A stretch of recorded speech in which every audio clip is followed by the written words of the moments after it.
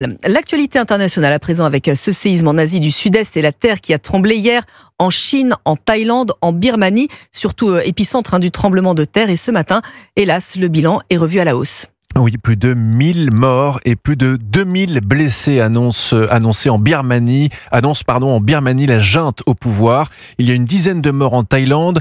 La secousse a atteint 7,7 sur l'échelle de Richter. Secousse qu'a ressenti dans le nord de la Thaïlande Emmeline, française qui témoigne ce matin sur Europe 1.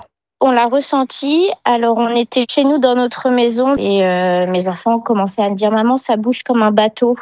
La maison, elle bouge. » Et du coup, on a commencé à regarder un peu autour de nous. On n'a pas trop compris ce qui se passait. Et on a vite couru dehors et on a vu que tous nos voisins étaient au même endroit que nous, en fait, devant leur maison également. L'incompréhension, au début, on comprend pas trop ce qui se passe, en fait, parce qu'on s'attendait pas du tout à ça.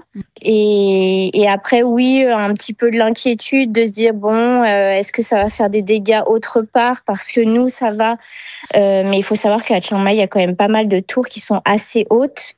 Et dans ces cas-là, c'est plutôt celles-ci qui sont en danger. Emmeline, française expatriée en Thaïlande, interrogée par Emma Ben Youssef Sudarovic. Et dans la capitale, à Bangkok, un immeuble, c'est à souligner, de 30 étages en construction s'est effondré hier comme un véritable château de cartes, provoquant un épais nuage de poussière et piégeant des dizaines d'ouvriers sous les décombres. On a pu voir aussi sur les réseaux sociaux des routes éventrées, des temples rasés.